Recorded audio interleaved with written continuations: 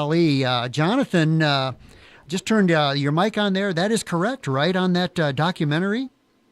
Yeah, very excited. We're just getting started on that. And no timeline, though, that we can announce or talk about right now. I think it'll be on the air either in the fall of 2020 or early in 2021. But that's a ways out, so people are going to have to stand by and keep listening for more information. Well, I tell you what, I have not had a chance to read your new book yet. I fully intend to. I've been reading about. I tell you what, you've been working on this, Ali. How long did you spend putting this book together? Oh man, it was more than 4 years, maybe closer to 5. It depends on how you count it. But it was a long process. I did about 600 interviews. Really, I had so much fun working on this book because Ali was such an amazing character, and so many people around him are still alive, and I was able to interview almost all the really key figures in his life. 600 interviews. You know, I got to back up here for a minute. I told you I was going to tell listeners how I found you in the first place. I did not know Johnathan Eig, but everybody that listens to me knows that I've been a runner, a jogger for a long time. I was looking through the Chicago magazine, Chicago.com magazine, and I found an article called Making Strides by Johnathan. And if you're a runner, you got to be able to make fun of yourself. And this article, very funny article, which I made many copies of and gave to my friends, right off the top, you say, jogging is one of the stupidest things a person can do. It's boring. It hurts. It's lonely. No one keeps score. It takes so little talent. A 2-year-old can do it. So why do I run? And then you go on to talk about running in the driving rain and saying it's about as enjoyable as carrying groceries upstairs to your apartment. So that's how I found you in the first place. And here it is. Date on this is August of 2011. We've never met. We hadn't talked before yesterday, just staying in touch by email. So, hey, the web is an amazing thing, right, Jonathan? Yeah, no doubt about it. It's really been fun getting to know you even remotely, and I can tell we would enjoy going for a run together if I could keep up with you. Oh, yeah, you can. Yeah, you got youth on your side. Now I'm reading this article that you had been running for it's probably 20 years now. I think you mentioned in the article that it was 15, but it's got to be 20 or 21 years now that you been at it. Yeah, that's right. I've logged about 1,000 miles a year for the last 12, 15 years. After working on that, some of those interviews, it's a good to go out and clear your head, right? Yeah, that's the thing for me. The running really helps me think, helps me process what I've been hearing, helps me, think about how to write. I get a lot of my best creative ideas when I'm running, and I also think the discipline of being a runner is very similar to the discipline of being a writer. You got to think long term. You've got to, stay strong and just plug away at it day by day. Writing is writing a book especially is something that just takes a lot of discipline. I can't imagine it. I mean, I can go out and run, but I can't imagine putting that much work into something that the fruit seems so far away. Can you give us a little bit of rundown on what books you have written? Yeah, my first book was a biography of Lou Gehrig. It's called Luckiest Man. Then I wrote a book about the first season in baseball for Jackie Robinson, the year that he integrated baseball, and how that not only changed baseball, but how much it changed the whole country. My third book was a story about Al Capone and how the government made its shaky, really flimsy case against him. And my fourth book was about the invention of the birth control pill, an amazing story of the rebels who came together to create what I think may be the most significant invention of the 20th century. And then now this biography of Muhammad Ali. You're a nonfiction guy. Yeah, I can't imagine. I've tried messing around with fiction, but I don't have the chops for it. I'm good with notes. I'm good with research. I like doing interviews. I don't know how to make stuff up. I tell you what, I am a nonfiction guy, so I'm right there with you. And Are you, by the way, are you still doing a sports show blog? I mean, at one time you were. No, I had a sports blog going for a couple of years in Chicago. It was really an attempt to create an online sports magazine that would fill the void that I think the newspapers in this town had left. And we had a lot of fun doing it, but it didn't last. I'm looking at some of your accolades on some of these books. Now, if I got my, let me see, I'm just looking at your first book, Luckiest Man. That got, that was on the bestseller list, won the Casey Award for the best baseball book of the year. That was, what year, 2005? Yeah, that's right. Which ones were put into documentaries? Which did you? For the I've done documentaries. I've done two documentaries with Ken Burns. I did the Jackie Robinson film, and I did the Prohibition film. But the Gehrig story has been part of a couple different documentaries. Smithsonian Channel did a Gehrig documentary. I think the pill was part of a documentary too. You know, I get interviewed for documentaries. They may not be based on the book, and I may not be the main guy, but I weigh in as kind of one of the experts in a lot of different documentaries. It's really fun. I definitely saw you on the Prohibition. Just flipping through the channels. Hey, there's Johnathan right there. I'm looking at. That's nice. I'm looking at the New York Times review of your Get Capone book, a gore spattered thriller. That's quite the description right there. Yeah, I really had fun with that book. The 20s in Chicago, really everywhere, but especially in Chicago, were crazy, and the murders were the Tommy guns rolled down windows, machine guns firing. That was a wild time to be alive. I think that book would probably do quite well in Chicago. I mean. That's where it all happened. Yeah, Chicago was the center of it, and mostly because Capone, he just loved publicity. He wasn't the world's worst gangster. He just was the one who loved the publicity the most. So he became the most famous gangster of them all, just because the reporters could always get a good quote out of him. Looking down your list of books here, I was thinking that the Birth of the Pill might have been the toughest one until I started watching some of your interviews on Ali. Do you think that was your toughest one, or the one that you put the most time into? Well, Ali definitely took the most time, and it was the longest book too. It's 600 some odd pages, and that's because there were so many people to talk to. The Pill book was a challenge in other ways, because it's really not about one person. It's about these four people, and it's about an object. It's about an invention. So it's harder to tell that story just from a writing point of view. But each book has its own challenges. The Ali book was definitely, I think, the most ambitious thing I've ever done. And, Ali's story is really about race, it's about religion, it's about politics, so much more than boxing there, and that just made it really, really fun, but really challenging too.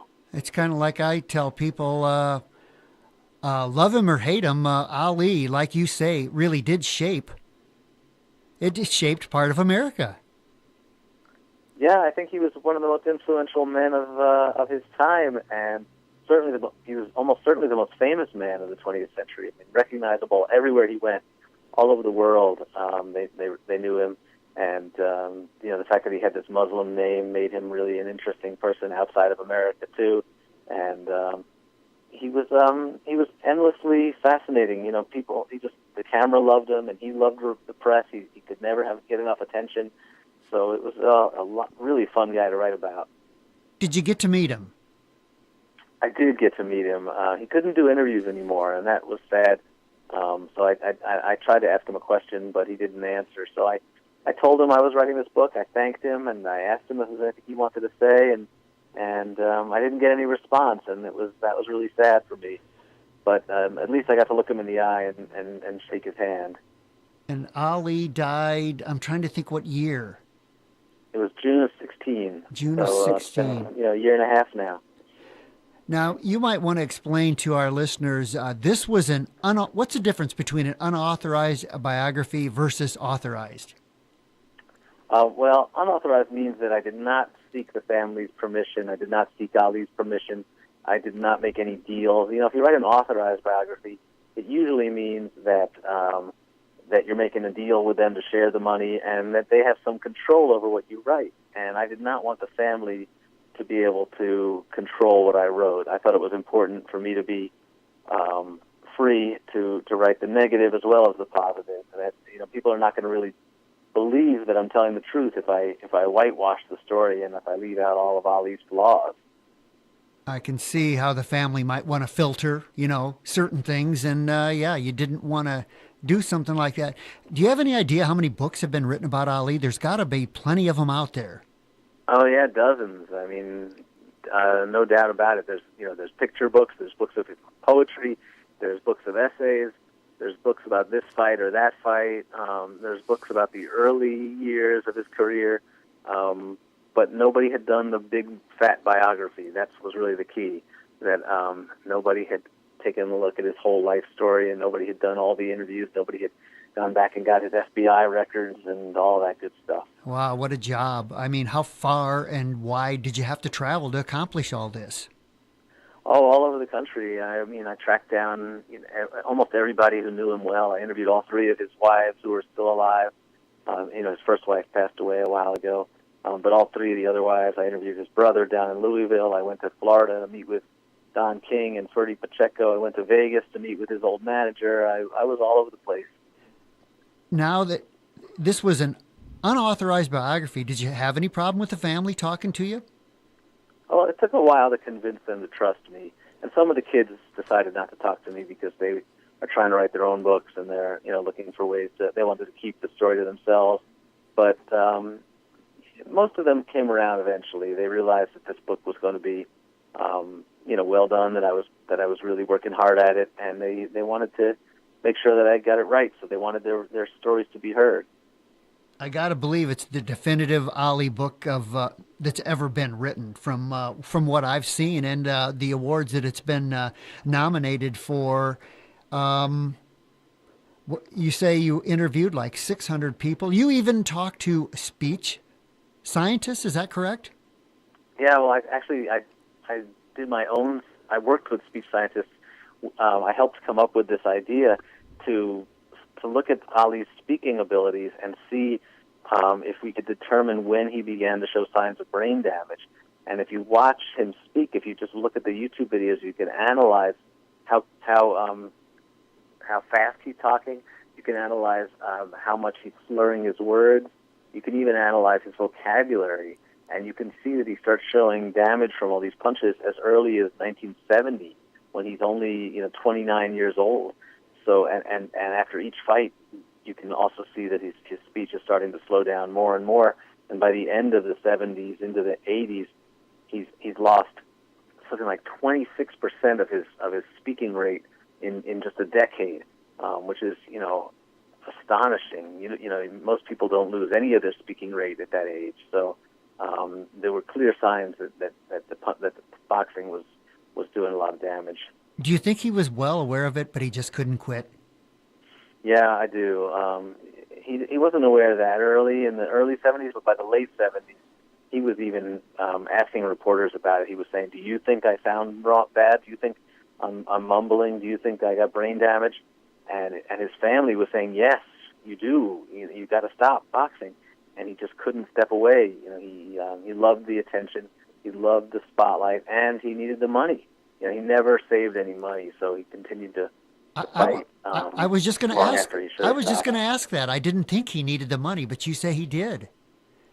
Yeah, he made like $70 million over the course of his career from fighting, but he didn't save it. He blew through it. He lost a lot of it to bad business deals. He had ex-wives and children to support, and he spent it like crazy. He just always felt like there'd be more, like he didn't have to worry about it, and that really caught up to him.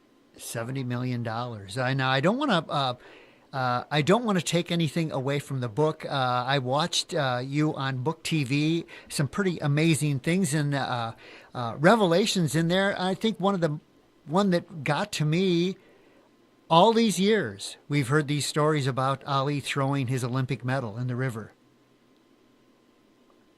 Yeah, don't think it happened. I hate to say it.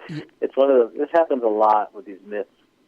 These legends that grow up around people. Al Capone and the Valentine's Day Massacre. I don't think Capone had anything to do with the Valentine's Day Massacre. Every one of these stories, every one of these great legends in America has these stories that often turn out to be false. And I'm 99% sure that Ali simply lost his Olympic gold medal, and then later his ghostwriter, writing his autobiography, made up the story about him throwing the medal in the river because he couldn't get served in a whites-only restaurant. But Ali's brother told me that definitely never happened, that Ali just lost the medal. Wow, nobody can find that medal. Yeah, if somebody finds it, it'll be worth a fortune. Wow, I just did a story on the St. Valentine's Day Massacre. Now you're telling me that Capone, that might just be the same type of deal, a myth. Yeah. Capone was definitely not in town. He had no reason to go after those guys, and it wasn't his style. I think there's a totally different explanation for it that we can go into in some detail another time, I guess. Yeah, I tell you, when we were talking about the speech, and you threw out a figure that I'm still trying to wrap my head around, the number of punches that Ali took. It's just incredible. I mean, 200,000 possibly? Yeah, I think, we counted every punch from every professional fight, and then we built up from there. We did an estimate. If he took this many punches during his professional fights, how many would he have taken in his amateur fights, in his exhibitions, in his sparring sessions? And the total that we came up with, this is working with CompuBox, which is the best boxing stats company in the country, in the world, I guess. We came up with the number 200,000 punches, and it's horrifying, and it's sad because especially in the second half of his career, he was really getting out-hit by his opponents. He was taking more punches than he was giving, which is not a great formula for success. I ran a couple numbers on it just because I was fascinated by it. That's 100 punches a day for 5.5 years. Yeah, well, he fought from age 12 to age 40, so it's 28 years that it's spaced out over. But that's a lot of punches, no matter how you space it out. He was fighting at 12. Yeah, he started as an amateur fighter at age 12, and he was in the ring almost every day. So you gotta figure that's a lot of punches at that age, especially when you're young and your brain is still developing. Yeah, wow. Unreal. I definitely have to get a handle on that book. Read that book, and because just from watching you in your book TV interview, some of the questions that people ask, his background. Speaking of backgrounds, how did you end up in Chicago? Chasing a girl, now my wife. So it was a good move. But I was living in Dallas at the time. I was a reporter at the Dallas Morning News, and met a girl, and she was moving to Chicago to go to graduate school, and I just decided it was time to take a chance and quit my job and followed her, and it worked out really well. I'm thinking the running weather might have been better in Texas than it is in Chicago. I don't know. It's pretty hot to run in the summer there. Pretty hard to do. But you were not born in Texas. You're No, I was born in New York. I grew up in New York and moved to Chicago about 22 years ago. 22 years ago. You have a family? Yeah, I got 3 kids, and they're banging around a house here somewhere right now, trying to get my attention. But yeah, we live in the city. We got a lovely family, and I'm a very lucky guy. I keep saying that we're going to meet at one of my daughter's restaurants, and so maybe I'll have to make some sort of resolution and really make that happen, because I don't think you're that far from Gemini, are you? No, I've been there. It's a great restaurant, and I'd love to meet you there. So, yeah, that's something to look forward to this summer. Irons in the Fire. What's going to be is maybe working with Ken Burns. I want to ask you a little bit about Ken Burns. I was fascinated with the Civil War series that he put together. How's Ken to work with? He's a wonderful guy, and, I mean, he's the best at what he does. So just to see how he does these things, to see how he he tells these stories is mind-boggling, and I learn a lot from watching him and his team. His daughter and his son-in-law are also part of his team that's making the Ali movie, and they're all just incredible. And they're as nice as they are talented. I gotta, I gotta believe that would be so exciting to have that facing you, a documentary with Ken Burns. Can you give us any idea of future plans? Yeah, I'm getting started on another book. I'm a little bit scared of the size of the subject, but I figured if I tackled Ali, I'll try. Might as well try for another big one. I'm gonna write the biography of Martin Luther King Jr. Wow. Wow. I tell you what, you're a different kind of guy. I just can't imagine approaching a book like that. I know it's scary, but I feel like I think his life story is the most extraordinary that America has ever produced. He's just an incredible hero, and we've turned him into a little bit of a mythical figure by making him a national holiday. So I really want to show the man again and show people what he was really all about, not just let him be a monument. What a tall mountain to climb right there with that book.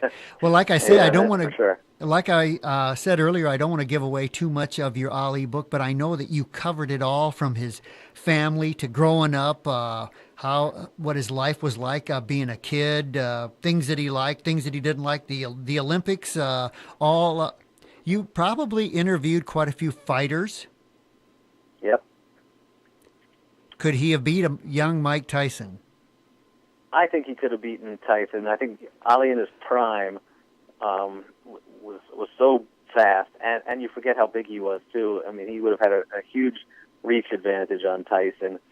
He would have been moving and bobbing and weaving. I think Tyson would have had a hard time getting to him. But Tyson was a great fighter and a great puncher. So you never know. One of those Tyson only needed one good shot to land, and he could end a lot of fights. But then again, Ali was never knocked out, so I think that he probably could have taken whatever Tyson threw at him. My brother got a chance to meet Ali and shake his hand at the airport, O'Hare, once, and just said he couldn't believe. That's a great photo that you've got on your book. He couldn't believe the size of Ali's hands. Yeah, because Ali was so beautiful and because he was so well proportioned, people forget just what a massive guy he was. I mean, he wasn't the hardest hitter in the heavyweight division, but he hit plenty hard and he moved so well that he just had this great combination of strength and speed. So you got a chance to interview people that loved Ali and probably people that hated Ali. Yeah, there's a lot more people who loved him, obviously. He's one of the most beloved figures in sports history.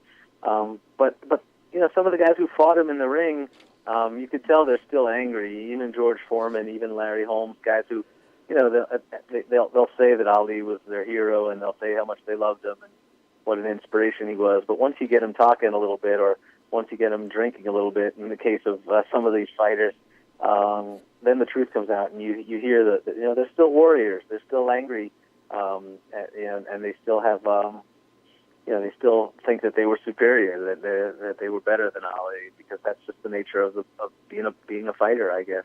And I think Joe Frazier, I don't think he ever mend that fence, did he? No, Frazier, I think, was always really angry with Ali for the way he was treated. Ali was really cruel to Joe, and I don't understand it. It's one of those chapters in Ali's life that does not reflect well on him. I got to believe that this Ken Burns series is going to take a while with a book that size. Yeah, it's a couple years out. It's at least 2 or 3 years I think before it'll be on the air. They work on several projects at a time, and it takes a while to get it right. Just like writing a book, you can't do it quick if you want to do it well. Are you still doing book signings with Ali?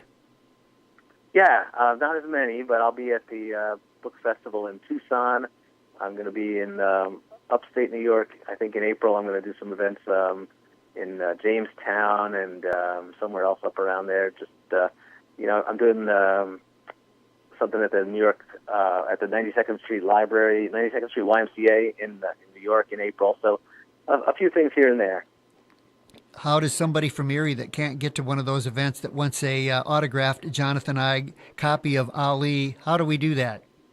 That's easy. Just call my local bookstore. It's Unabridged Books. You can find them on the internet. Send them an email, call them, and they will send you, and tell them how you want the book signed, tell them who you want it signed to, and I will go into the store and sign it, and they will mail it to you. All right. Does that go for your other books too, or not? Yeah, any of my books, you can get them just by calling Unabridged Bookstore in Chicago, or go to unabridgedbookstore.com, and they'll send you one, and I'll sign it and write a nice note in there.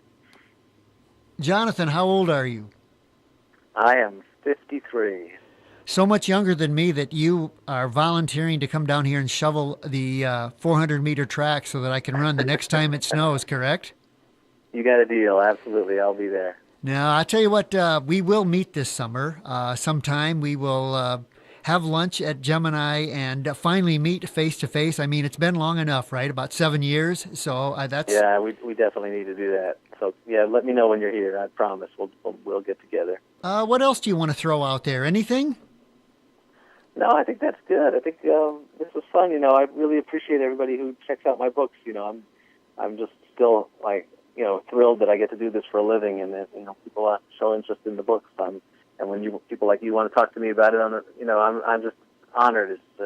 It's really fun to be able to make a living this way. I tell you what, I just look for interesting people. People can learn so much from you. Now you've got, you took time out, and you've got a family there. You've got, what are the ages on your kids? My kids are 8 and 14, and we have a kid we're guardians for who's 27, but we're not guardians for him anymore. But he's still around and still part of the family. You got plenty to keep you busy. I don't know how you even, like you say, how you could even face another book, but that's what you do, and you're very good at it. And I am just happy that I found you just by you making fun of what we like to do. Yeah, well, it's great that we've gotten to know each other a little bit, and I'm glad that the writing brought us together, and we'll look forward to talking to you, seeing you in the summer. All right. Well, thanks for checking in with us. I really appreciate the opportunity to talk to you, and we shall meet, and I will report back on the air about our meeting in Chicago. All right. Awesome. Thanks so much for having me on the show. Thanks so much for calling in. Bye now. Bye-bye. Johnathan Eig, pretty accomplished author. So I tell you what, we're right at the bottom of the hour now. I am going to just throw it to a song while